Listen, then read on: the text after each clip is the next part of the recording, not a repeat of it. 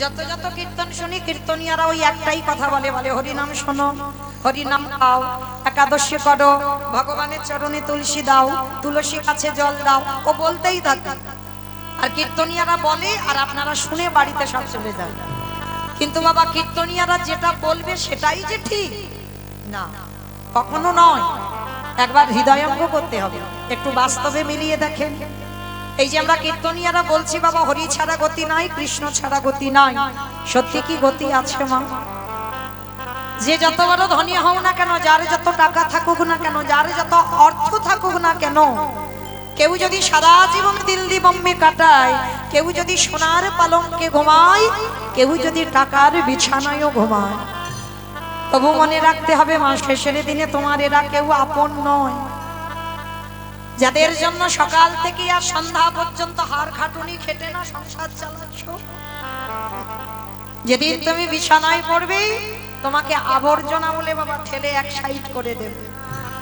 যতদিন তুমি সংসারে দিতে পারবে ততদিন এই সংসার তোমার ভালোবাসবে, আর যেদিন তুমি সংসারে দেওয়া বন্ধ করে দেবে এই সংসার তোমার দিকে ফিরে তাকাবে না। দিচ্ছ বলে তোমার এত কদর, দিচ্ছ বলে তোমার এত ভালোবাসা, আর যেদিন থেকে দেওয়া বন্ধ করে দেবে সেদিন আর তোমার কেউ ভালোবাসবে না। তাহলে কাদের জন্য তুমি কৃষ্ণ ভজন ভুলে যাচ্ছ? এই দেহটা বাবা শুধু সংসার করবার জন্য নয়, এ দেহটা শুধু ছেলে স্বামী সেবা করবার জন্য নয়। কৃষ্ণ ভজিবার তরে সংসারে আইনো, সংসারে আইনো ওগো মিছে গে মায়ায় বদ্ধ হয়ে বৃক্ষ সম হয়ে, বৃক্ষ সম হইনু। তাহলে দেহটা যদি কৃষ্ণ ভজনের জন্য হয়, তাহলে কাদের জন্য মা তুমি আমার আমার করছো? ছেলে আমারে, মেয়ে আমারে, জায়গায় আমারে, জমি আমারে, বিষয় আমারে, বৈভব। কিন্তু যতই আমার করো না কেন, বাঁশি যদি বেজে যায় পড়ে থাকবে সরকারি খামার। এসেছো একা তুমি যাবে একা। যেদিন এসেছিলে মা এই সংসার তোমার করণে একটা সুতো দেয়নি, আর যেদিন তুমি সংসার ছেড়ে চলে যাবে এই সংসার তোমার করণে একটা সুতো দেবে না। তাহলে কাদের জন্য তুমি আমার আমার করে মরে যাচ্ছ? কেউ তো তোমার নয়। জগতে যা যা কিছু দেখছো বাবা, যারা গীতা ভাগবত জ্ঞানী তারা ভালো করে জানবেন, যা যা কিছু দেখছো সব অনিত্য। যেটা আজকে তোমার আছে সেটা কালকের অন্য কারোর হয়ে যাবে। আর নিত্য বস্তু যদি থাকতে হয় সেটা হলো আমার গৌর গোবিন্দ চরণ। তাই চরণ ধরে বলে যাব মা, সময় থাকতে ওই দুটো চরণে একটু আশ্রয় করে নাও। শিশুকালে কৃষ্ণ ভজে কৃষ্ণ পাবাদাসী, কৃষ্ণ পাবাদাসী অগ যৌবনেতে কৃষ্ণ ভজে আসিবা নাই আসি, আসিবা নাসি অগ বৃদ্ধ কালে কৃষ্ণ ভজে জমের তার আসে। এই কথাটা মা আপনারা জানেন, আমি শুধু মনে করাচ্ছি মাত্র। শিশুকালে কৃষ্ণ ভজে কৃষ্ণ পাবার আসে, যৌবনেতে কৃষ্ণ ভজে আসে বা নাই আসে, বৃদ্ধকালে কৃষ্ণ ভজে জমের তর আসে। ভজন যদি করতে হয় বাবা একটু সকাল সকাল করতে হবে। বেলা গড়িয়ে গেলে কৃষ্ণ সাধন কৃষ্ণ ভজন হবে না। একদিকে মহাজনেরা বলছেন সকালবেলা ভজন করো, আর একদিকে বলছে মা কুড়ি ফুল গোবিন্দ সেবায় লাগে না। কি গো মাইরা, কুড়ি ফুল গোবিন্দ চরণে দেওয়া যায়? ছোটবেলায় যখন কুড়ি ফুল তুলে জলে ভিজিয়ে রাখতাম না, ঠাকুমারা কত বকাবকি করতো, এই নাতনি ওই কুড়ি ফুল তুলে জলে ফুটিয়ে রাখলে পরের দিন গোবিন্দ সেবায় লাগে না। কেন? ওটা কুড়ি অবস্থায় গাছে থেকে তুলে নিয়েছো, ওটা সেবায় লাগছে না। আর বাসি ফুল তো লাগবেই না বাবা, আপনারা সবাই জানেন যে ফুলটা গাছে ফুটে ঝরে পড়ে গেছে ওটা সেবায় লাগে না। আর বাসি ফুল সম কোন ফুলটা গো আমাদের দেহতত্ত্বে? দন্ত পড়ে যাবে কে এসে পেকে যাবে, চামড়াগুলো আলগা হয়ে যাবে। এ ফুল গোবিন্দ সেবায় লাগবে না। কি গো মায়েরা, বয়স যখন হয়ে যায়, হরিবাসরে বসেছেন, কীর্তন ভালো লাগছে, কিন্তু আমার শরীর চলছে না, কোমর নিচ্ছে না, এটা বাসি ফুল। তুমি স্নান করে ঠাকুর ঘরে গিয়ে একটু নাম করতে বসবে, শরীর অলস, ভালো লাগছে না। একটু জপের মালা নিয়ে জপ করবে বাবা, সেও ভালো লাগছে না। এ ফুলটা গোবিন্দ সেবায় লাগে না। সালে সেবা দেবে কোন ফুল? যে ফুলটা বাবা আজকের গাছে ফুটেছে, আর আজকের ফোটা ফুল সব আমাদের দেহতত্ত্বে বলছে বাবা যৌবন কাল। আমার কথা নয়, আমি মৌমিতা বলছি না, আমার প্রাণ গোবিন্দ রাধারানীর দুটো চরণ ধরে বলল, রাধে গো, ভক্তের যৌবন বড়,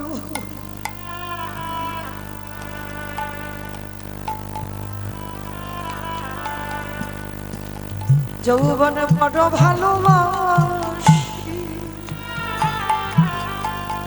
বলে ও গো রাধি, তাই গৌর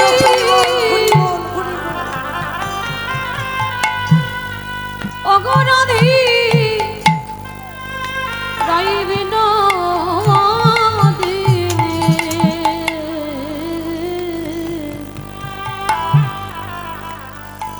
ভক্তের যৌবন বড় বড় ভালোবাসি। আস্তে মায়েরা, আমার গোবিন্দ বলছে রাধারানীকে আমি যৌবন ভালোবাসি। কোন যৌবনের কথা বললো গো? এটা হচ্ছে কীর্তন বাবা, কীর্তন কীর্তনের মতো গাইতে হবে। গোবিন্দ বলছি রাধে আমি যৌবন ভালোবাসি। কোন যৌবন? যেদিনে দুটো হাত গোবিন্দ সেবার কাজে লাগাতে পারবে। শুধু বাবা টাকা গোনার জন্য নয়, ওই যে অনেকে না থুতু দিয়ে টাকা গোনে, টাকা গোনার জন্য তোমার ওই দুটো হাত দেয়নি, শুধু গোবিন্দ সেবার জন্য তোমার ওই দুটো হাত দিয়েছে, দুটো চরণে দিয়েছে। কেন জানো? ওই গোবিন্দ স্থানে যাবার জন্য। দুটো কর্ণ দিয়েছে, পরিষ্কার কৃষ্ণ নাম শ্রবণ করবে, কোনো আজে বাজে কথা কানে যাবে না। যেদিনে জিহ্বায় পরিষ্কার কৃষ্ণ নামে উচ্চারণ করবে, যেদিনে নয়ন ভরে কৃষ্ণ রূপ দেখতে পাবে, যেদিনে তোমার 10 ইন্দ্রিয় গোবিন্দ সেবায় লাগাতে হবে, সেই দিনে জানবে। যেদিনে তোমার দেহের ইন্দ্রিয় গোবিন্দ সেবায় লেগে গেল, সেদিনে তোমার নরজন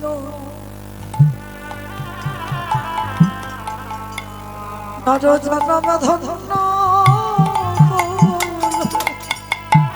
যেদিন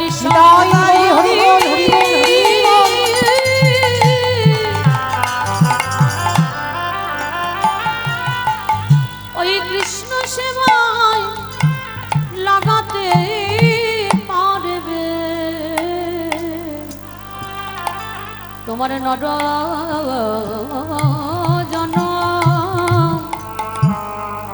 জন্ম ধন্য হলো।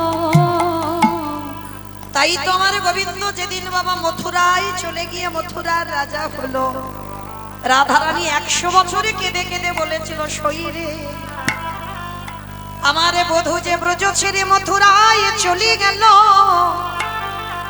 যদি কোনোদিন সৌভাগ্যক্রমে ওই মথুরা থেকে ব্রজধামে কোনোদিন ফিরে আসে, সেদিনে যদি আমার দেহে যৌবন না থাকে, বলে বল ললিতা আমি কি দিয়ে গোবিন্দে গোবিন্দের সেবা দিব। আমার যৌবনে যদি তাই গৌর প্রেমানন্দে বল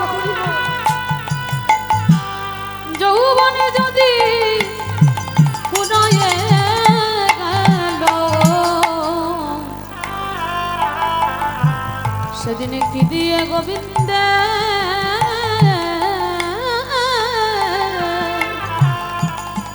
বলে বলে সেবা দিব। ও মায়েরা, এই যে পড়ন্তি বেলায় আমি উঠলাম, পড়ন্তি বেলা না, সূর্য ডুবে গেল, সকালবেলা সূর্য উঠেছিল কত শান্ত, দুপুর বেলা গেল একটু রোদ হলো, একটু জ্বালা পোড়া হলো, কিন্তু ওই সূর্য মাথায় উঠেছিল বটে, কিন্তু পশ্চিম আকাশের কোলে ঢলে পড়ল। তাহলে জীবনেরও ঠিক বাবা এই রকম প্রত্যেকের জীবনে সকাল হয়েছিল, বাল্যকাল, বাল্যকাল গড়াতে গড়াতে এলো বাবা যৌবন কাল, দুপুর বেলা রক্ত গরম, সবাই যৌবনের খেলায় মেতে রইলাম, কাম কাঞ্চনে আসক্ত হলাম, বিষয় বৈভবে আসক্ত হলাম, কিন্তু কতদিন আর খেলা হবে গো, কতদিন আর খেলা খেলবে? এবার তো পরন্তি বেলা সূর্য পাটে বসবে। তাহলে মহাপ্রভু বলছে মায়ার মশারি খাটিয়ে ওই সারে যারে বিছানা তৈরি করে, টাকা পয়সার বালিশি মাথায় দিয়ে অমন করে ঘুমাস না ভাই, সময় থাকতে থাকতে সবাই একবারে বদনে ভরে,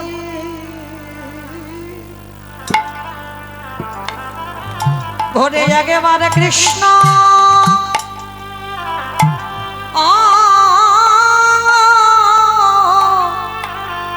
কৃষ্ণ বলে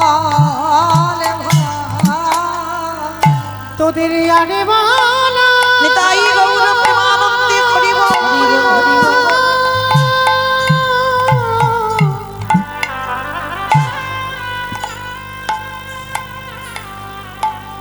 তোদের আগে বলা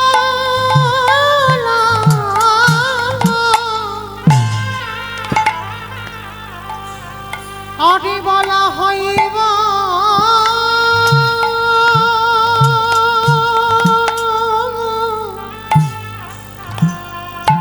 হইব না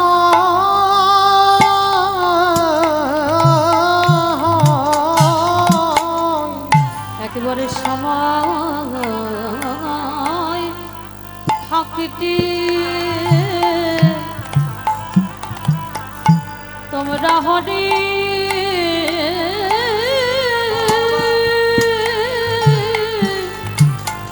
হরি বলো, শুধু হরি বললে খাবে না, সময় থাকিতে থাকিতে ওই না ভক্ত পদ ধুলা একেবার অঙ্গে মাখো।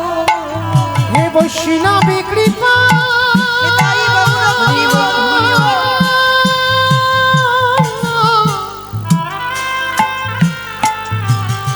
হে বৈষ্ণবী কৃপা কর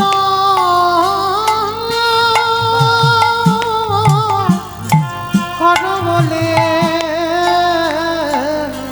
ভক্ত পদ ধুলা ধুলা অঙ্গে মাখো, কারণ এ যে ধুলা নয় ধুলি নয়, এ যে হলো গোপী পদ ধুলা, এই ধুলা মাখিয়াছিল নন্দের বেটা কালা। আমার প্রাণ গোবিন্দ ভক্ত পদ ধুলায় অঙ্গে মাগলো, শুধু মাগলো নয়, ওই ধুলা মাগলো আর কি করলো জানো, নয়ন জল মুখ ভাসালো। গোপী পদ নিতাই ধুলা গৌর হরি বল, হরি বল। গোপী পদ ধুলা অঙ্গে মেখে নয়ন জলে বুক ভাসালো। তাহলে মায়েরা শুধু হরি বললে হবে না, হরি বলার সঙ্গে সঙ্গে মহাপ্রভু তো শুধু হরি বলে কাঁদেনি, ধুলায় গড়াগড়ি দিল কেন, যাতে ভক্ত পদধুলাটা ভগবানের অঙ্গে লাগে। শুধু ধুলাও মাগলো না, নয়ন জলে ভাসালো। হে ভক্ত কৃপা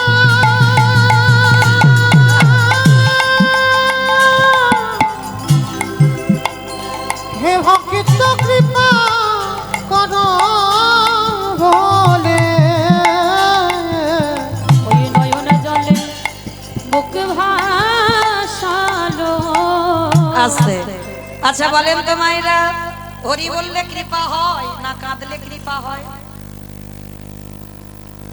পারবে? কৃষ্ণ নাম বললে কৃপা হবে না কাঁদলে কৃপা হবে? কোনটাই কৃপা বেশি হবে? হরি বললে কৃপা হবে, তাই তো? বেশ, না কাঁদলেও চলে যাবে, হরি বললে কৃপা হবে। তাহলে এটা যদি ঠিক হয়, এবার আমার কথাটা শুনে প্রশ্নের উত্তরগুলো হৃদয়ঙ্গ করবেন, কেমন? এই প্রশ্নটা আমি করিনি, শ্রী শ্রী রামকৃষ্ণ পরমহংসদেব করেছিল। ওই নরেন, ছোট্ট নরেন যে পরবর্তীতে বিবেকানন্দ হয়েছে, ওই নরেন ছোটবেলায় প্রশ্ন করেছিল, গুরুদেব কাঁদলে কৃপা হয় না হরি বললে কৃপা হয়? আর যারা ঠাকুরের বই পড়েন দেখবেন ঠাকুর উদাহরণ ছাড়া কথা বলে না, মানে যার সঙ্গে কথা বলবে সবসময় পিছনে একটা উদাহরণ রেখে কথা বলে। তা যেই না নরেন জিজ্ঞেস করেছে হরি বললে কৃপা হয় না কাঁদলে কৃপা হয়, বলছে নরেন একটা কাজ কর, একটা পেরেক নিয়ে আয় তো দেখি।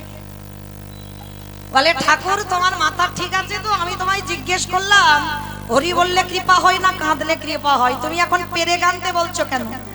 আরে শালা যেটা বলছি সেটা কর। বাবা আমি বলিনি শালা, ঠাকুর বলছে।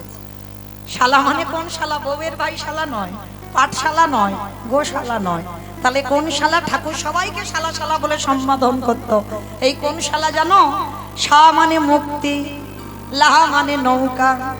ওই মুক্তির নৌকাতে ঠাকুর পারাপার হয়ে যাবে, তাই সবাইকে ঠাকুর শালা শালা বলে সম্বোধন করে। আজ নরেনকে বলছে, নরেন যা একটু পেরেক নিয়ে আয়। তা পেরেকটা নিয়ে এসেছে নরেন, ঠাকুরাই নাও পেরেক এনেছে। বলে আচ্ছা এবার একটা চুম্বক নিয়ে আয়। বলে আবার? বলে যেটা বলছি সেটা কর। আরে বাবা আমি তোমার যে প্রশ্নটা করলাম উত্তরটা তো দেবে। বলে দেবো তো, দাঁড়া। তাই এবার কি করেছে, এক হাতে পেরেক এক হাতে চুম্বকটা ধরেছে। এইবার দুটো ধরে বাবা বলছে এবার কাছাকাছি আন। এইবার যেই পেরেক আর চুম্বকটা কাছাকাছি এনেছে, দুটো টান দিয়ে দেবে, দেবে না? যদি লোহা আর চুম্বক কাছে আনে টান দিয়ে দেবে। এবার দুটো এক জায়গা হয়েছে। ঠাকুরই হেসে বলছে, আচ্ছা নরেন এইবার কি হলো বলতো? বলে কেন? দুজন দুজনকে টেনে নিল।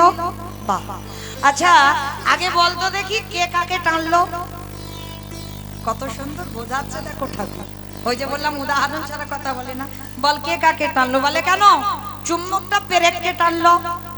বাহ, এই না হলে আমার শিষ্য ঠিক বলেছে, চুম্বকটা পেরেককে টেনেছে। তাহলে এবার একটা কাজ কর, ওই পেরেকটায় ভালো করে কাদা মাখিয়ে দে। আবার বলে যেটা বলছি কর, তারপরে তো আমি উত্তরটা দেব। এইবারে নরেনে পেরেকে ভালো করে কাদা মাখিয়ে দিও।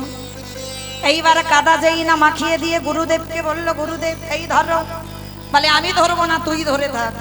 এইবার চম্মুকটা বলছে শোন, এবার চম্মুকটা নিয়ে ওই পেরেকের কাছে কাছে আন।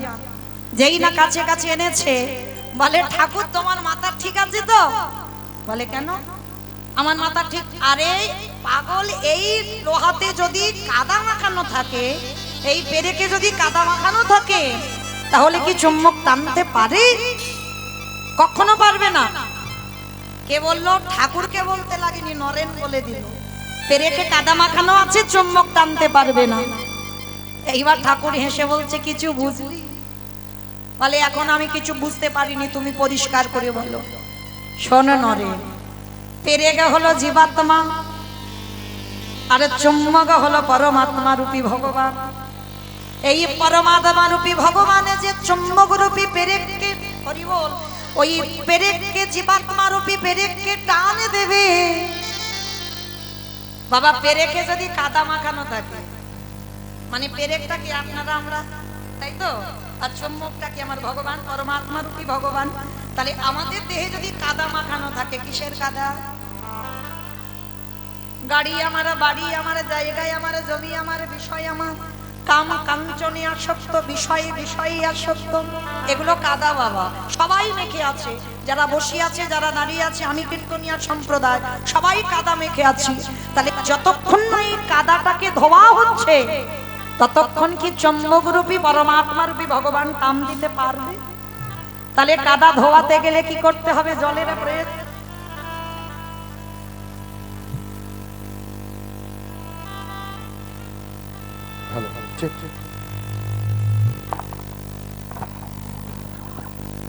তাহলে বাবা প্রয়োজন হবে কি? জলের প্রয়োজন হবে। কিন্তু বাহ্যিক জগতের জল দিয়ে কোনোদিনই বিষয় বৈভাবের কাদা ধোয়া যাবে না। তাহলে কোন জল দিতে হবে? হ্যাঁ বেশ, তাহলে কি বুঝলাম? শুধু হরি বললে কৃপা হবে না, হরি বলার সঙ্গে সঙ্গে নয়ন জলে একেবারে কেঁদে দেখো কৃষ্ণ তাই গৌর হরি বল, হরি বল।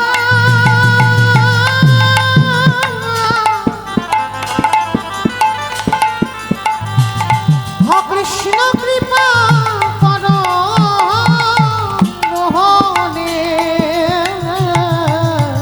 ওই নয়নে জলে কেঁদে দেখো। আস্তে, তাহলে কি বুঝলাম?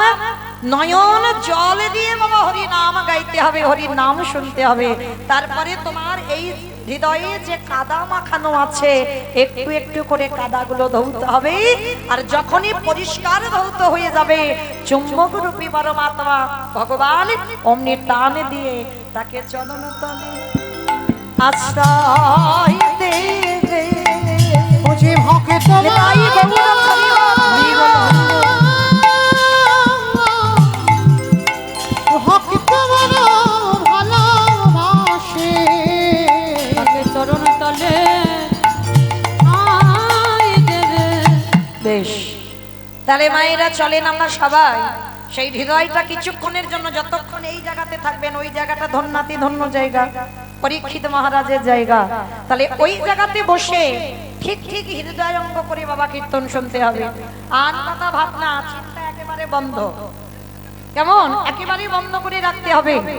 তাহলে চলেন আমরা সবাই জানবো মধুমাস ধাম নদিয়া নবদ্বীপ ধাম। আর নদিয়ার মাটিতে গিয়ে দেখবো সত্যতে নারায়ণ, ত্রেতাতে রাম, তারপরে কৃষ্ণ, কলিতে হলেন শ্রীকৃষ্ণ চৈতন্য মহাপ্রভু। কৃষ্ণ যেদিন নদিয়ায় এলো, নদিয়ার অবস্থাটা কেমন ছিল জানো? বৈষ্ণব মহাজনেরা বৈষ্ণব পদ লিখছে, ওগো জয় জয় কলরব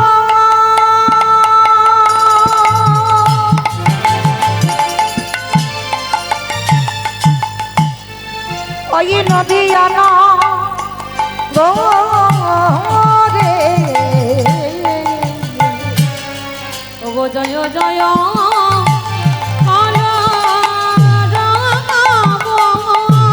আস্তে, অমাইরা কলরব মানে কি গো?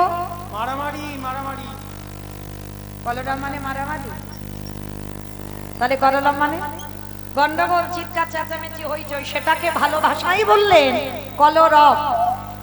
কিন্তু মা একটু কান পেতে শোনো, একটা গন্ডগোল হচ্ছে, কলরব হচ্ছে না? এই যে একটু হচ্ছে, দেখো গন্ডগোল হচ্ছে, এইটাকে বলছে কলরব। কিন্তু মহাপ্রভু বললেন যেখানে কীর্তন হবে সেখানে যেন এ গন্ডগোল না হয়। সে গন্ডগোলটা কেমন হবে? তিনটে ধ্বনি, শঙ্খধ্বনি, উলুধ্বনি, আর যাদের দুটো হাত আছে এসেছে হরিবাসরে, যাদের আসেনি বলবো না, কি মাইরা সবার আছে দুটো হাত? যাদের আছে কই একবার দেখাও। নিতাই গৌর প্রেমানন্দ। হরি বল হরি বল হরি বল। তাহলে চলেন, হাত দুটো যখন এসেছে সবাই দেখি একবার একটু প্রেম সে উলুধ্বনি দেন তো দেখি একবার। আজ জয় জয় কলরব আমার গোড়ারি গোড়া গোড়া গোড়া গোড়ারি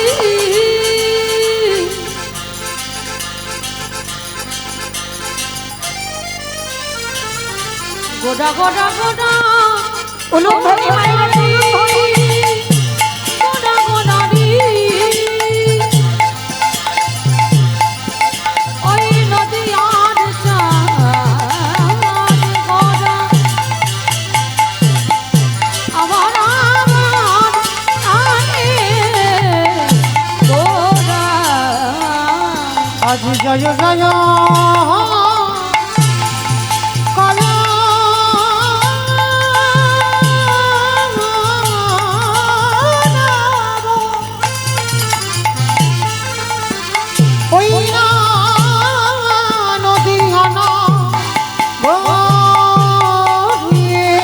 ওগো জনমল ভিবি গোজা শশীর ওই রজনীমল ঘিরে গোরা শশীর উদরে ওই না জনমল ভিবে গোধা শশীর উদরে। আমার নদিয়াতে গো উদয় খরা ওই নদীয়াতে গৌরদয় হলো ওই না রাধা প্রেমে আশা দিতে নদীয়াতে উদয় হলো ওই না রাধা প্রেমে আশা দিতে নদীয়াতে উদয় হলো মুখে জয় রাধে শ্রী রাধে বলে নদীয়াতে তাই মুখে জয় রাধে হরি বলে নদীয়াতে উদয় হলো নদীয়াতে উদয় হলো এবারে জনমল ভিবে গোরা শশীর উদরে। তাহলে আজকের নদিয়ার মাটিতে কৃষ্ণ গৌর হয়ে এলো। মায়েরা কার ডাকে এসেছিল? না শান্তিপুরের মাটিতে পুরো অদ্বৈত আচার্য গোসাই। এই অদ্বৈত আচার্য গোসাইটা কে? যিনি হলেন পরম বৈষ্ণব বাবা ভোলানাথ। এই ভোলানাথের একটা নাম হচ্ছে বাবা মৃত্যুঞ্জয়। বলো তো দেখি মা, মৃত্যুঞ্জয় কোন ঠাকুরকে বলে? কালী ঠাকুরকে বলে?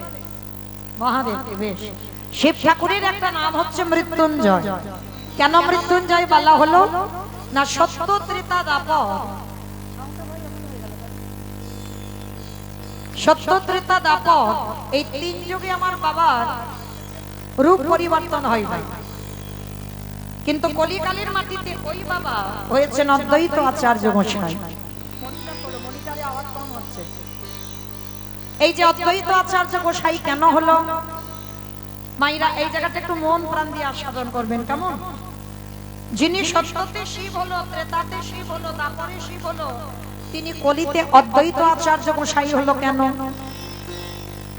এই কেনর কথা জানতে গেলে আমাদের সবাইকে যেতে হবে বাবা একটু মহাভারত। এই মহাভারতে যুধিষ্ঠির মহারাজ করেছিল রাজস্বয় যজ্ঞ। আর এই রাজস্বয় যজ্ঞতে ভগবান কৃষ্ণ সবাইকে দায়িত্ব দিয়েছিল। আর যুধিষ্ঠির মহারাজ বলেছিল, কৃষ্ণ কৃষ্ণ তুমি তো সবাইকে দায়িত্ব দিচ্ছ, তুমি নিজে কোনো দায়িত্ব পালন করবে না। ভগবান আমার একটু মুচকি হেসে বলেছিল, কে বলেছে করব না? সবাই একটা করে কাজ করবি, আর আমি আমার জন্য আলাদা করে দুটো দায়িত্ব রেখে দিয়েছি। সে কি সবাই একটা করে কাজ, আর তুমি তোমার নিজের বেলা দুটো কাজ? কি কি কাজ করবে কৃষ্ণ? বলে জানো দাদা, আমার প্রথমবারই কর্ম হবে এই যজ্ঞে যত যত সাধু গুরু ব্রাহ্মণ বৈষ্ণব আছে, যত যত ভক্ত এই যজ্ঞে আসবে, আমি কৃষ্ণ দয়াময় হয়ে সবার প্রথমে আমি নিজের হাতে চরণ যুগল ধৌত করে দেব। একটু আস্বাদন করবেন মা, হৃদয়ঙ্গ করবেন, ভগবান কোন কর্ম করবে, কি কাজ করবে আজ রাজস্বয় যজ্ঞে। যুধিষ্ঠির মহারাজকে বলছে, কৃষ্ণ প্রথম কর্ম হবে এই যজ্ঞে যত যত ভক্তরা আসবে, আমি নিজের হাতে তাদের চরণ যুগল আগে ধৌত করে দেব। আর যেই না কথাটা বলেছে, যুধিষ্ঠির মহারাজ চমকে উঠেছে, অসম্ভব, কৃষ্ণ এটা তুই কি বলছিস? কে কোন জাতের মানুষ আসবে, কে নিচু জাত, কে উঁচু জাত, জাতির ঠিক নেই, আর যারা যারা আসবে তুই প্রত্যেকের পা ধোয়াবি? ভগবান হেসে বলছে, হ্যাঁ প্রত্যেকের পা ধোয়াবো। আচ্ছা বাবা, এই জায়গাটি একবার আস্বাদন করতে পারছেন? যার একটা ইচ্ছাতে মরা গাছে ফুল ফোটে, যার একটা ইচ্ছাতে শুকনো গাঙে উজান বয়, এই জগৎ সংসারে একবার ভেবে দেখেছি ভগবান হইয়াছে পা ধোবার দায়িত্বটা কেন করছে? ভগবান হইয়াছে পা ধোবাবে কেন? বা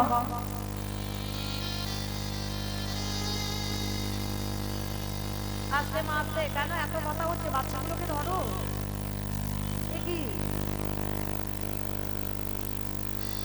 ধরো মা, ধরো বাচ্চাগুলোকে একটু ধরো। ভগবান হয়ে পা ধোবার দায়িত্বটা নিল কেন জানো? যুগ ধর্ম প্রবর্তক নাম সংকীর্তন, চারি ভাব ভক্তি দিয়া না চাইন ভবন।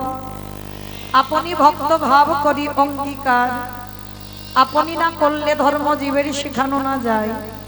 আপনি আচরি ধর্ম জীবের শিখায়, এই তো সিদ্ধান্ত গীতা ভাগবতে গায়। এই মতো কলিকালে প্রথম সন্ধ্যায় অবতীর্ণ হলেন কৃষ্ণ আপনি নদিয়া। নিতাই গৌর হরি বল হরি হরি বল, বল। হরি বল। কি বুঝলাম বাবা এই শ্লোকে? নিজে আচরি ধর্ম জীবের শিখায়, নিজে না করলে ধর্ম জীবকে শেখানো না যায়। জগতে যত যত কীর্তনিয়া আছে বাবা, সব কীর্তনিয়ারা এই কথাটা বলে যাচ্ছে, নিজে আচরি ধর্ম জীবের শিখায়, নিজে না করলে ধর্ম জীবকে শেখানো না যায়। কিন্তু বাবা একটা কীর্তনিয়ারা বাবা আমাদের আচরণ ঠিক নয়। আমরা যে জগৎকে শিক্ষার জায়গায় দাঁড়িয়েছি বাবা, সমাজকে শিক্ষা দেব, নিজেদের যদি চৈতন্য না হয়, নিজেদের যদি শিক্ষা না হয়, তাহলে অপরকে শিক্ষা দেব কি করে? কি গো মায়েরা, নিজে যদি পিতামাতাকে সম্মান না করি, নিজে যদি গুরুজনদের শ্রদ্ধা ভক্তি না করি, নিজে যদি হা কৃষ্ণ প্রাণ গৌর বলে না কাঁদি, তাহলে আমার কথা শুনে বাবা কারোর চেতনা হবে বলে মনে হয়? আমি যে কর্মটা বলছি বাবা, সে কর্মটা যদি নিজে না করি, আমি যেটা বলছি সেটা যদি আমি নিজে না করি, আমি কাউকে শিক্ষা দিলে সেই শিক্ষা যদি কেউ নেয়, শিক্ষা হবে বলে মনে হয়? সবার আগে মনে রাখতে হবে, নিজে আচরি ধর্ম জীবেরই শিখায়। মহাপ্রভু নিজে আচরণ করেছে বাবা, নিজে পিতামাতাকে সম্মান করেছে, নিজে ধুলাই গড়াগড়ি সাধুগুরু বৈষ্ণবদের সম্মান করেছে, গুরুজনদের পদধূলা শিরে নিয়েছে।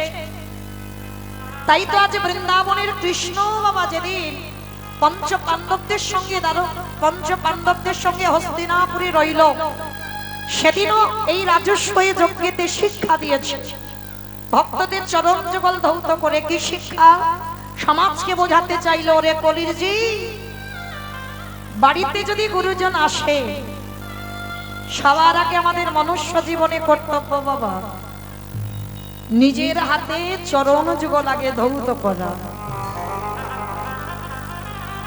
অপরাধ নিও না মা, যেন কেউ বলে বসো না, মনে মনে ভেবে বসো না যে মৌমিতা কত বড় বড় জ্ঞান দিয়ে যাচ্ছে। না, আমি কাউকে জ্ঞান দিচ্ছি না মা, আপনারা জানেন, আমি একটু মনে করাচ্ছি মাত্র। এগুলো আগেকার দিনে নিয়ম ছিল। আমার ঠাকুমাদের দেখতাম বাড়িতে যদি বয়স্ক লোকেরা আসতো, আত্মীয় পরিজন, সবার আগে মা পা ধোয়ার ব্যবস্থা হতো। এটা নিয়ম। আমরা হিন্দু ধর্মের মানুষ, আমরা সনাতন ধর্মের মানুষ। তবে দেখো মা, সেই পা ধোয়াটা যেন লোক দেখানি না হয়ে যায়। যদি তুমি হৃদয় থেকে তাকে সম্মান দাও, তাহলে হৃদয় থেকে সম্মান দিতে গেলে বাবা, ঘরে এলে সবার আগে নিজের হাতে চরণ যুগল ধৌত করে দিও। প্রত্যেকের চরণ ধরে বলে যাই মা, বাড়িতে যদি গুরুদেব আসে, শুধু গুরুদেব নয়, যদি গুরুজন আসে, সাধুগুরু বৈষ্ণব যদি আসে, লোক দেখানি নয়, সত্যের হৃদয় দিয়ে বাবা গুরুদেবের চরণ যুগল ধৌত করে দেবেন। বাড়িতে যদি সাধুগুরু বৈষ্ণব আসেন, চরণ যুগল ধৌত করে দেবে। অনেক মায়েরা প্রশ্ন করবেন, মৌমিতা গুরুদেব তো নেই, দেহ রেখেছেন, আমি কি করব? আর সাধুগুরু বৈষ্ণব ঠিক ঠিক পাই না, তাহলে আমি কি করব? তাদের উপায়ও আছে। আমার কথা বিশ্বাস করতে হবে না, ভাগবত প্রমাণ। যারা সুদামার উপাখ্যান পড়েছেন, ভগবান কৃষ্ণ তো সুদামাকে বলে দিয়েছে, সুদামা, এই পৃথিবীর মাটিতে সব থেকে বড় গুরু হলো যে যার ঘরের বাবা মা। আমার কথা নয়, আমার কথা বিশ্বাস করতে হবে না। সবার বড় গুরু হচ্ছে বাবা মা, তারপরে গুরু হলো শিক্ষা গুরু, দীক্ষা গুরু, তারপরে গুরু হলাম আমি ভগবান। ওই ভগবান তো একবারও বলিনি যে সবার আগে আমি বড় গুরু। শুধু একটা কথা মনে রাখবেন বাবা, যে বড় হয় জগতে সে কোনোদিন মাথা তুলে বলে না আমি অনেক বড়। সমাজ যদি তাকে বড় বলে, লোক যদি তাকে বড় বলে তবে সে বড়। নিজে যদি বাবা ঢাক পিটিয়ে বলি আমি বড়, কোনোদিন বড় হয় না। ভগবান নিজেকে বড় জায়গা দেয়নি, সবার আগে বাবা মার জায়গাটা দিয়েছে। শুধু একটা কথা বলে যাব মা, যেতে হবে না বৃন্দাবন, যেতে হবে না নবদ্বীপ, যেতে হবে না হরিদ্বার, দক্ষিণ ভারত, পশ্চিম ভারত, কুম্ভ মেলায়, কোথাও যেতে হবে না। যদি তুমি বছর অন্তরে জীবিত ভগবান পূজা দিতে পারো, যদি কারোর স্মরণে থাকে বাবা এই অধম কীর্তনিয়ার কথা, জীবিত ভগবান সেবা দাও। আর জীবিত ভগবানকে মাটির মূর্তি লাখ টাকা খরচা করে দুর্গা পূজা করলে, লাখ টাকা খরচা করে প্যান্ডেল তৈরি করেছো, 5 দিন পরে বিসর্জন হয়ে গেল। হাজার হাজার টাকা খরচা করে কালী পুজো করলে, লক্ষ্মী পুজো করলে, সরস্বতী পূজা করলে, বাঙালির 12 মাসে 13টা পার্বণ হচ্ছে, সব করো, আমি নিষেধ করছি না। কিন্তু বাবা বছর অন্তর একবার করে জীবিত ভগবান পূজা দাও। আর জীবিত ভগবান হলো যে যার ঘরের বাবা মা বা শ্বশুর শাশুড়ি যাদের আছে, চরণ ধরে বলে যায় একটু যত্ন করে রেখে দিও। আর যারা হারিয়ে ফেলেছো মাথা ঠুকে কাঁদলেও তার পাবে না। কিন্তু যাদের আছে বৎসরে একবার ওই জীবিত ভগবান পূজা দিও। ভগবান বলছে সেই ভক্ত যদি সারাদিনে আমায় ডাকতেও ভুলে যায়, আমি ভগবান হয়ে সারা জীবন সেই ভক্তের দুয়ারে বন্দী হয়ে যায়। বুঝি ভক্তে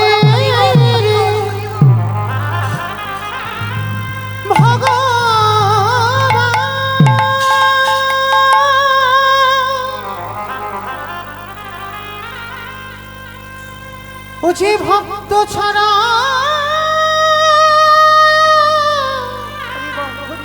কিছু জানে না, তাই তো যুগে যুগে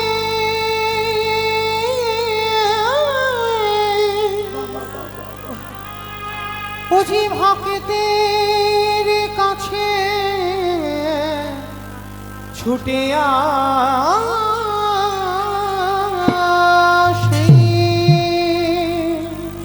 আমি যে ভক্ত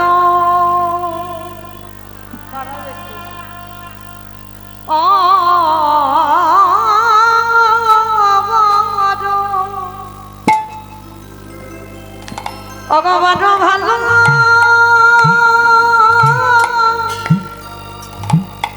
মা বাসি, আমি যে ভক্ত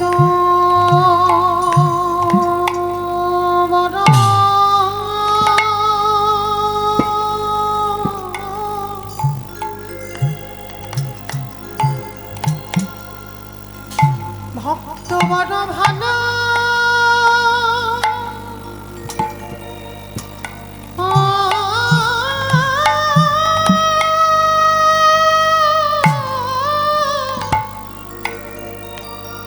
ভালো ভালোবাসি,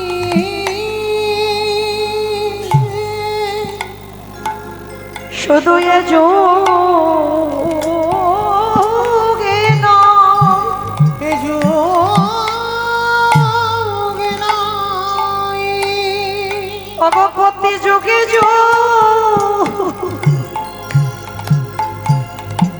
আমি যে ভক্ত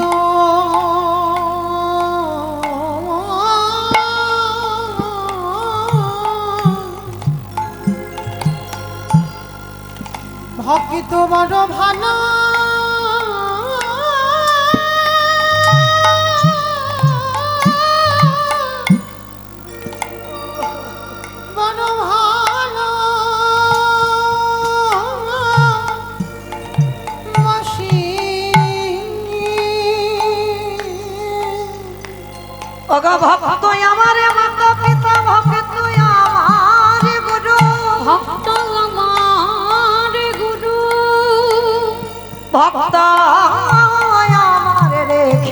না সকল কতরু সকল পতরু ভক্ত যেদিন সেবা দেয় সেদিন সেবা পায়। সেদিন সেবা পাই ওগো ভক্ত না সেবা দিলে আমি উপবাসে যাই আমি ভক্ত বড় ভালো শুধু এ যুগে নয়,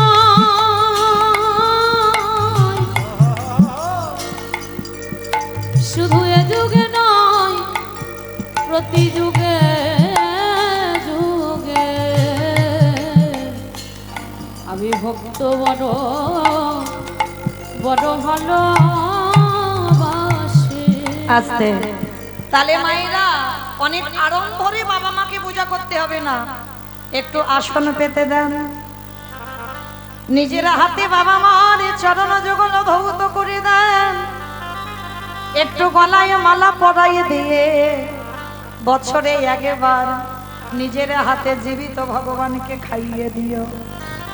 ভগবান বললেন কোন ভক্তের চরিত্র যদি এমন হয় তাকে কোনোদিন আমার কাছে যেতে হয় না, সে যদি সারাদিন আমাকে ডাকতেও ভুলে যায় আমি জনমে জনম তার হয়ে যায়। নিতাই গৌর হরি বল। প্রতি জন্মে জন্মে আমি জন্ম জন্ম তারে হয়ে যাই। তাহলে আজকে সেই ভগবান কৃষ্ণ আজকে যজ্ঞের মাটিতে দাঁড়িয়ে বাবা পা ধোয়ার দায়িত্বটা নিয়েছে। শুধু পা ধোয়া নয়, আরো একটা কাজ করেছিল। কি কাজ জানো? যারা যারা প্রসাদে পাবে ভগবান নিজের হাতে ওই প্রসাদের এঁঠো পাতাগুলো তুলে নর্দমায় ফেললো। শুধু নর্দমায় ফেললো না, তার ভিতরে আরো একটা কাজ করেছে। কি কাজ জানো? ওই পাতাতে যে এঁঠোগুলো লেগেছিল কৃষ্ণ আড়ালে গিয়ে কি করে জানো? ওই এঁঠোগুলো যখন পাতাতে লেগে আছে কৃষ্ণই আমারে তুলে নিয়ে অঙ্গে মাখে। নিতাই গৌর হরি বল। হরি বল, হরি বল।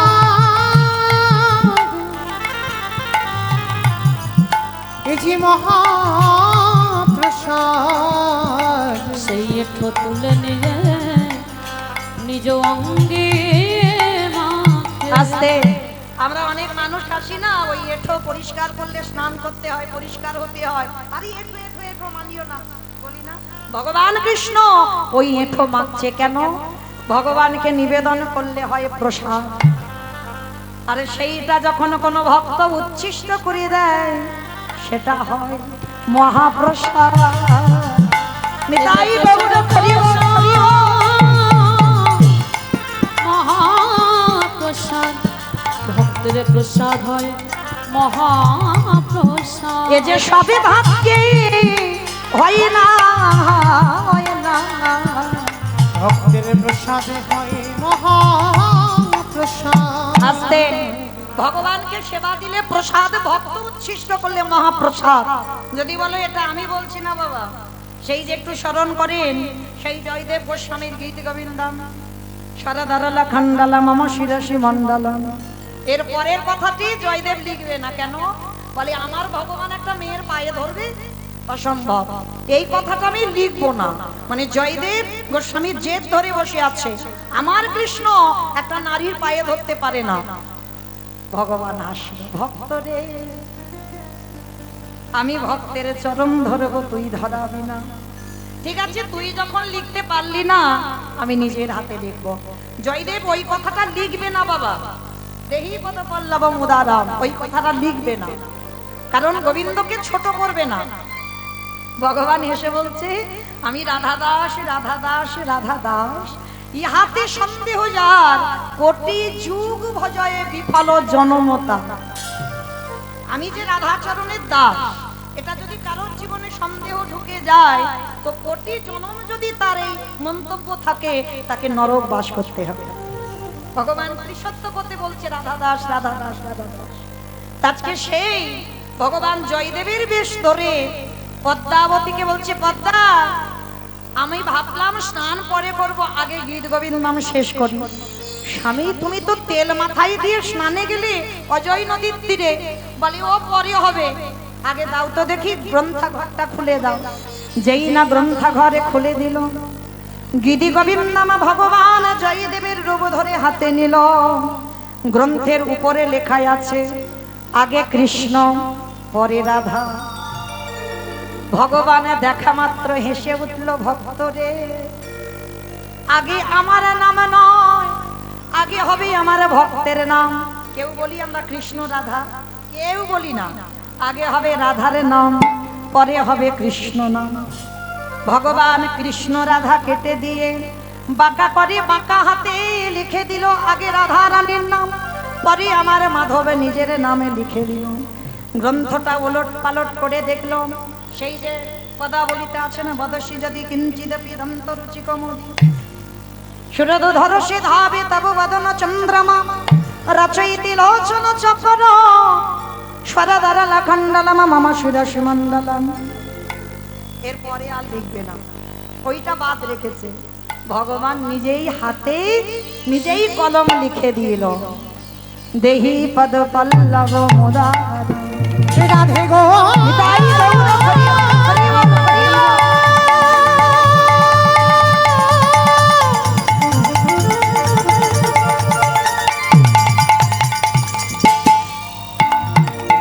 ওগো প্রেমময়ী রাধে, আমি জনমে জনমে তোমার চরণের দাসী হব।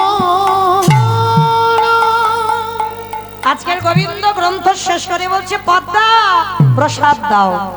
কত বড় ভাগ্যবতী নারী দেখো, জয়দেব গোস্বামী সারা জীবন গোবিন্দ সেবা করলো, পাচ্ছে না। আর পদ্মাবতী শুধু স্বামীর চরণ সেবা করে ভগবান স্বামী রূপে পদ্মাবতীর কাছে প্রসাদ পেতে চাইলো। আমরা হলাম অর্ধাঙ্গিনী, সবাই অর্ধাঙ্গিনী নয়।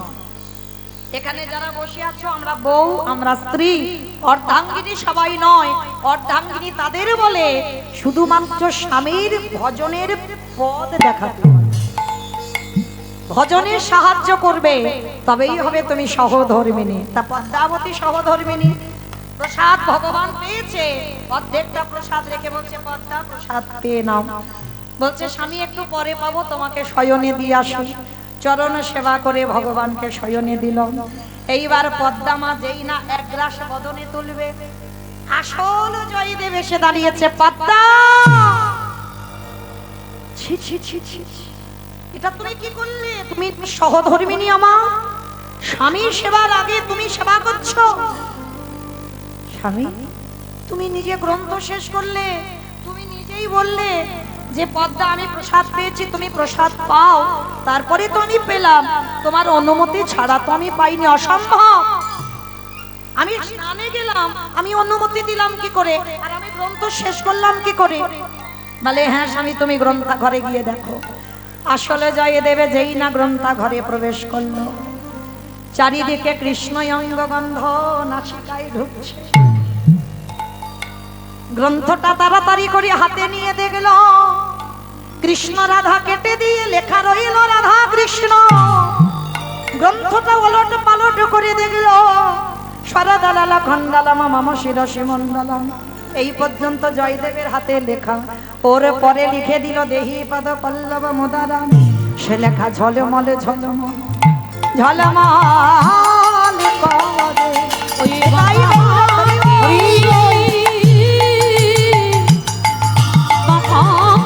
লেখা ঝলে মলে ঝলে মল ঝলে মল করে। জয়দেব গোস্বামী আর কিছু বললো না, ছুটে এলো একেবারে পদ্মাবতী মার চরণে। কি গো মায়েরা, আমরা নারী জাতিরা সকাল সকাল স্বামীর পায়ে প্রণাম করি। জয়দেব গোস্বামী ছুটে গিয়ে একেবারে দণ্ডবাদ প্রণাম পদ্মাবতীর চরণে। এটাকে বলে সেবা। এই জিনিসগুলো জানি না বলে বাবা কলির যুগটার এই দশা।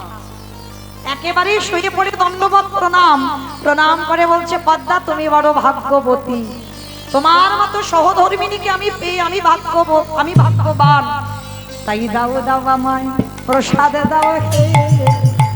নিতাই গৌর হরি বল। প্রসাদে প্রসাদ মহাপ্রসাদ, দাও দাও আমায় প্রসাদ দাও হে। আজ থেকে আমি গোবিন্দ সেবা করব না, আজ থেকে পদ্মাবতী আমি তোমার চরণ সেবা করব। কেন?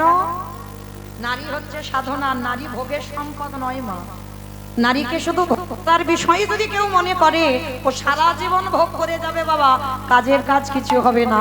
নারী সাধনার, নারী ভজনের, নারী আরাধনা যদি ঠিক ঠিক নারী পেয়ে যাও, আর সেই নারীর চরণ যদি সাধনা করতে পারো, তোমার অচিরে কৃষ্ণ প্রাপ্তি হবে। তাই গৌর হরি বল। ভজন করলে অচিরে কৃষ্ণ প্রাপ্তি হবে। চণ্ডী ঠাকুর করল রামের চরণ ভজন, জয়দেব গোস্বামী করল মা পদ্মাবতীর চরণ ভজন, বিল্ল মঙ্গল করেছিল চিন্তামণির চরণ ভজন। শ্রী শ্রী রামকৃষ্ণ কলিযুগ বাবা, শ্রী শ্রী রামকৃষ্ণ পরমহংসদেব করল মা শারদার চরণ ভজন, বিবেকানন্দ করল ভগ্নী নিবেদিতার চরণ ভজন। কি গো, এরা সবাই পুরুষ ছিল, এই পুরুষ এরা নারী সাধনা করতে শিখেছিল, তাই তো অনায়াসে রাধা গোবিন্দের কৃপা লাভ করলো।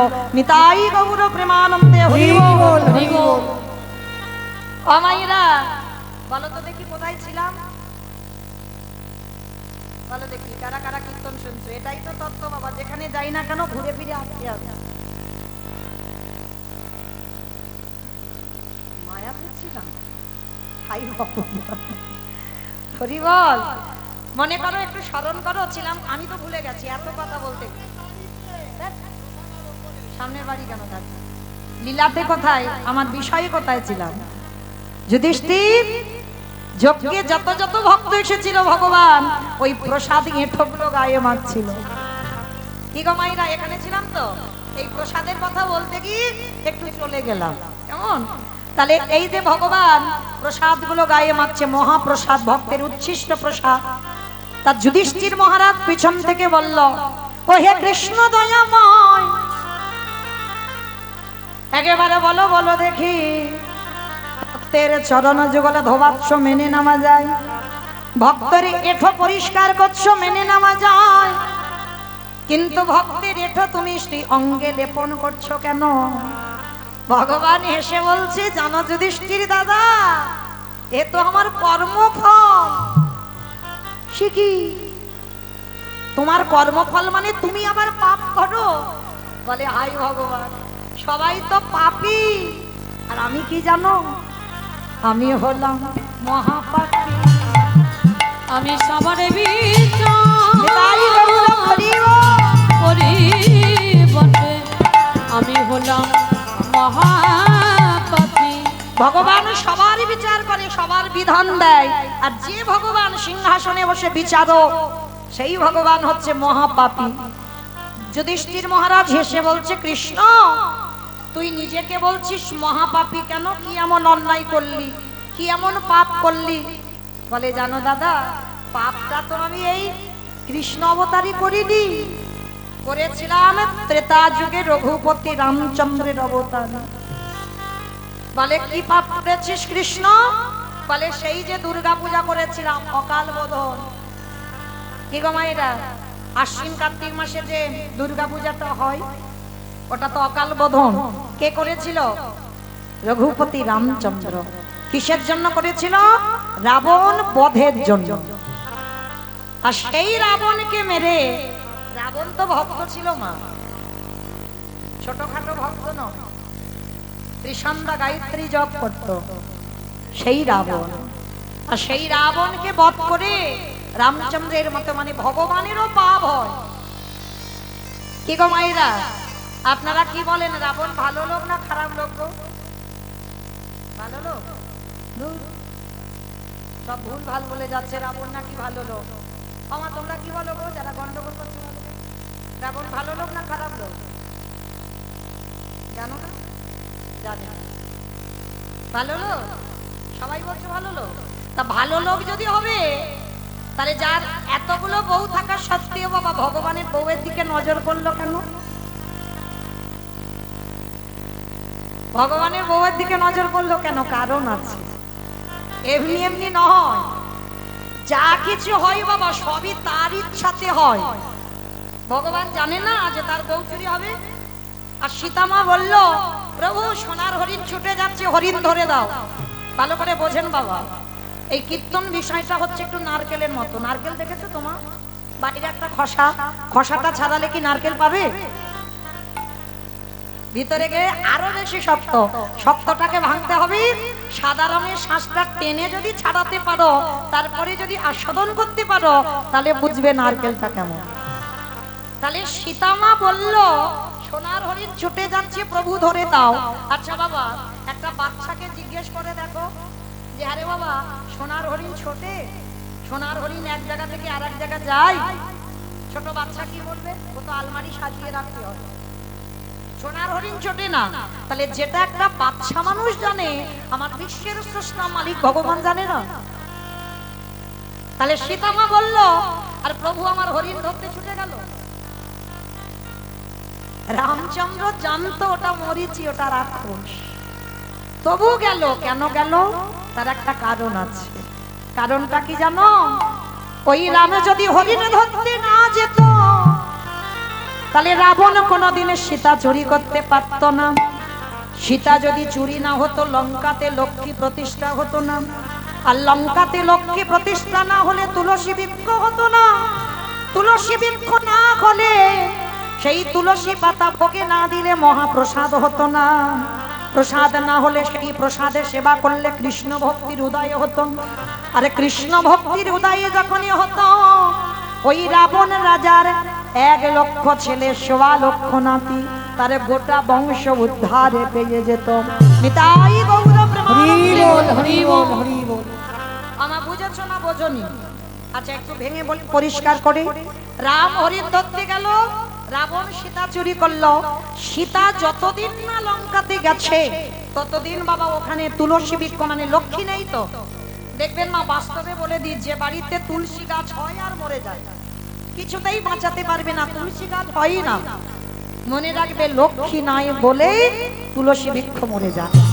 আর যে বাড়িতে চারিদিকে বাবা তুলসীর বৃন্দাবন হয়ে থাকে, জানবেন চারিদিকে লক্ষ্মী ভরপুর, যার জন্য ওই বাড়িতে এত তুলসী গাছ। তা লঙ্কার মাটিতে যতদিন না সীতা যায়নি বাবা, তুলসী গাছ হতো না, হতো আর মরে যেত। যেদিন গেল সীতামা, তুলসী গাছ হলো। তুলসীর পাতা যখন প্রসাদে দিল, মহাপ্রসাদ হলো। সেই প্রসাদ লঙ্কার ভক্তরা প্রসাদে পেত। তাহলে কি হলো? কৃষ্ণ ভক্তির উদয় হলো। আর কৃষ্ণ ভক্তির যখনই উদয় হলো, রাবণ রাজার গোটা বংশ উদ্ধারে পেয়ে গেল। নিতাই গৌর প্রেমানন্দে। তাহলে বাবা আজকের ভগবানের বউ চুরি হবে, ওটা ভগবান খুব জানে। যদি বলো কিরকম, যা গোটার এখন বলা যাবে না, অনেক সময় লাগবে, অন্য কোনো দিন বলবো যে কেন ভগবান বলতে হবে, এখনই বলবো। আর ওই পারে যেতে যে লীলাতে দেরি হবে।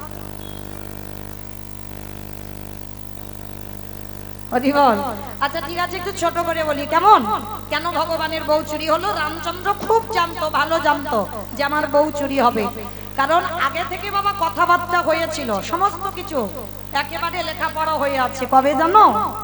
এই যে দেবর্ষি নারদ আর বৈকুণ্ঠপতি নারায়ণের 2 জন বড় ভক্ত আছে। একজন হচ্ছে দেবর্ষি নারদ আর একজন হচ্ছে পর্বতমণি। এই 2 জনের মধ্যে বাবা দ্বন্দ্ব বেঁধেছিল। কিসের দ্বন্দ্ব? না, একজনকেই ভালোবেসে ফেলেছিল।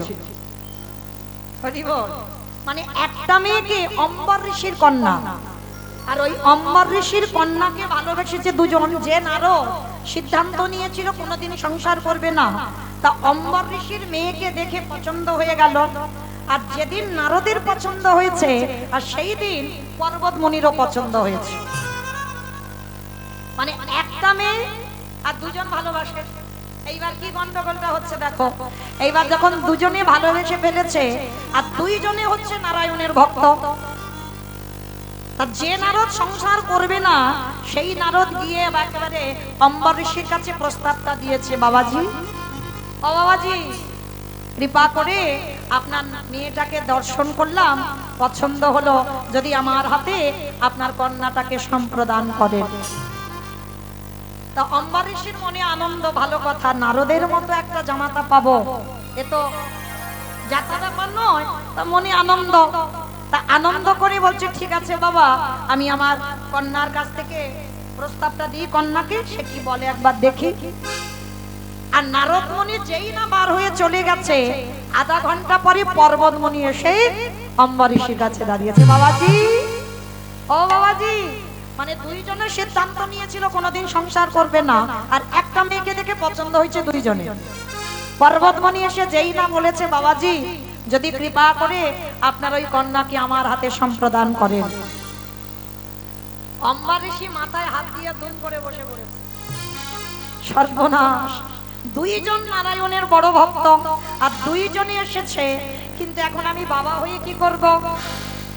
দুজনকে কথা দিতে পারি না, কিন্তু মেয়ের উপরে তো দায়িত্ব চাপাতে হবে। মেয়ে কি করবে? তাকে পছন্দ করবে। আর তখনকার দিনে বাবা রাজরাজাদের স্বয়ংবর সভা। কি গো মাইরা, ভালো করে কথাটা শুনবেন, কেন সীতা চুরি হলো। এইবার স্বয়ংবর সভা হবে, আর নারদকেও নিমন্ত্রণ করা হবে, পর্বতকেও নিমন্ত্রণ করা হবে, আরো সাধু ঋষি মুনিদের নিমন্ত্রণ করা হবে। যাকে পছন্দ হবে তার গলায় আমার কন্যা মাল্যদান করবে। আমি তো কিছু করতে পারবো না, আমার মেয়ে যে সিদ্ধান্তটা নেবে। স্বয়ংবর সভা মানে এটাই। আপনারা দেখেছেন টিভি সিরিয়ালে কেমন ভাবে স্বামীরা বসে থাকে, আর যে মালা গলায় পরাবে তাকে স্বামীত্ব বরণ করবে। তার স্বয়ংবর সভা হবে, ঘোষণা হয়েছে। আর পর্বত আর নারদ দুইজনে চিন্তায় পড়ে গেছে, এবার কি হবে। পর্বত মনে মনে ভাবছে যদি স্বয়ংবর সভায় নারদের গলায় মালা দেয় আমার অসম্মান হবে, আর নারদ মনে মনে ভাবছে পর্বতের গলায় যদি মালা দেয় আমার অসম্মান হবে। এই বলে দুইজন প্রথমে গেছে নারদ বৈকুণ্ঠপতি নারায়ণের কাছে। প্রভু প্রভু, কি ব্যাপার নারদ? প্রভু, বড় দায়ে পড়ে তোমার চরণে এসেছি। সে কি নারদ? অমাইরা, তার চিত্রপটে সব আগে থেকে দেখা হয়ে গেছে। এই যেমন আমরা ফোনে দেখতে পাই, টিভি সিরিয়াল দেখি না, ভগবান সব ত্রিনয়নে দেখে নিয়েছে কি কি হয়েছে। তার নারদ এসে বলছে প্রভু তুমি আমায় ভালোবাসো? বলে হ্যাঁ, তোমাকে আমি নারদ জীবন দিয়ে ভালোবাসি, বলো তোমার জন্য কি করতে হবে? বলে প্রভু কিছু করতে হবে না, আমি একজনকে ভালোবাসি, স্বয়ংবর সভা হবে কালকে, তুমি একটা কাজ করো, আমি যাকে ভালোবাসি তোমার ওই যে ভক্ত পর্বত তাকে ভালোবাসি, তাই একটা কাজ করবে। কি কাজ? বলে ওর মুখটা একটু ভল্লুকের মতো করে দিও। যখন স্বয়ংবর সবাই বসবে কেউ দেখতে পাবে না, কিন্তু অম্বরীশের মেয়ে যখন মালা দিতে আসবে সে যেন দেখতে পায় একটা ভল্লুক বসে আছে। ভগবান মনে মনে ভাবছে বেশ, তাহলে ঠিক আছে নারদ, আমি কথা যখন দিয়ে ফেলেছি ও পর্বতের মুখটা ভল্লুকের মতো করে দেব। নারদের মনে বড় আনন্দ, আনন্দে গদগদ হয়ে বেরিয়ে গেছে। আধা ঘন্টা পরে পর্বত এসেছে। নারায়ণ নারায়ণ নারায়ণ। প্রভু ও প্রভু, কি ব্যাপার পর্বত? প্রভু একটা দায়ে পড়েছি। কি দায়? ভগবান সব জানে, তার চিত্রপটে সব। বলছি কি ব্যাপার বলো। প্রভু তুমি আমায় ভালোবাসো তো? বলি সে কি পর্বত, তোমার জন্য আমি জীবন দিয়ে দিতে পারি, আর ভালোবাসার কথা বলছো? বলো। প্রভু একটা বিপদে পড়ে গেছে, ভেবেছিলাম জীবনে সংসার করব না, কিন্তু একটা মেয়েকে দেখে খুব পছন্দ হলো জানো ঠাকুর। তো সেই মেয়েটাকে তোমার ওই যে ভক্ত নারদ পছন্দ করেছে। একটা কাজ করো না, কালকে স্বয়ংবর সভা হবে, ওই স্বয়ংবর সভায় নারদ যখন বসবে ওর মুখটা হনুমানের মতো করে দিও। ভগবান শোনা মাত্র আশীর্বাদ দেবে কি চমকে। এবারটা কালকে এসে চেয়ে নিলে ও যেন ভল্লুক হয়ে যায়, আর এ আজকে চেয়ে নিলে ও যেন হনুমান হয়ে যায়। মানে যখন স্বয়ংবর সবাই বলবে কেউ দেখতে পাবে না, সবাই দেখবে ও নারদ, কিন্তু যে গলায় মালাটা দেবে অম্বর ঋষির মেয়ে যেন দেখতে পায় যে একজন হনুমান বসে আছে। ভক্ত বাৎসল্য ভগবান বলছে তথাস্তু তাই হবে, যাও। এইবার দুইজন ভক্ত চলে গেছে। পরের দিন মা স্বয়ংবর সভা হবে। রাজ রাজারা সাধু মুনি ঋষি সব বসে আছে পরপর। অম্বর ঋষির কন্যা মালাটা নিয়েছে আর মালাটা নিয়ে ঘুরছে বাবা। একবার একেবারে সামনে সিংহাসনে বসে আছে, একদিকে নারদ আর একদিকে পর্বত। আর অম্বর ঋষির মেয়ে দেখছে, সবাই দেখছে নারদ আর পর্বত, আর অম্বর ঋষির মেয়ে দেখছে ভগবানের লীলাতে একটা হনুমান বসে আছে আর একটা ভল্লুক বসে আছে। আর মাঝখানে আমার ভগবান। হরি বল। অম্বর ঋষির মেয়ে সারা মানে যারা যারা বসে আছে সবার কাছে কাছে থেকে ঘুরে এসেছে। তো একবার হনুমানকে দেখে, একবার ভল্লুককে দেখে, বুঝতে পারছে না, মনে মনে ভাবছে হাই ভগবান, আমার স্বয়ংবর সবাই আবার মানুষ না এসে ভল্লুক, আবার এই হনুমান। এ তো খুব হাসছে। পর্বত আর নারদ রেগে যাচ্ছে, আরে মালা চাহকের গলায় তো পড়াবি, এত হাসে কেন? আর মায়েরা পর্বত দেখতে পাচ্ছে হনুমানকে আর হনুমান দেখছে পর্বতকে। এরা তো নিজেরা দেখতে পাচ্ছে না, নিজেদেরকে দেখতে পাচ্ছে না। এইবার ওই অম্বর ঋষির মেয়ে কি করেছে, একবার ভল্লুক আর একবার ওই হনুমান দেখতে দেখতে মাঝখানে যে বসেছিল কে গো? ভগবান নারায়ণ। আর নারায়ণ বসে আছে, মালাটা নিয়ে একেবারে ভগবানের গলায় পরিয়ে। আর যেই না ভগবানের গলায় পরিয়ে দিল, সঙ্গে সঙ্গে পর্বত আর নারদ মুনি রেগে গিয়ে বলল, প্রভু আমরা দুজনে যাকে ভালোবাসি, তুমি যদি ভালোবাসো তাহলে তো বলে দিতে পারতে সেদিন যে আমরা দুজন যাকে পছন্দ করেছি তুমিও তাকে ভালোবাসো। এইরকম অসম্মান করার কি প্রয়োজন ছিল? তুমি তো বললেই পারতে যে তুমি তাকে ভালোবাসো, তুমি তাকে বিয়ে করতে চাও। আর এই সবার মাঝে আজকে কিনা তোমার গলায় মালাটা পরালো। তাহলে শোনো ভগবান, যেমন আমাদের সঙ্গে তুমি ছলনা করলে, তোমার ছেড়ে দেব না।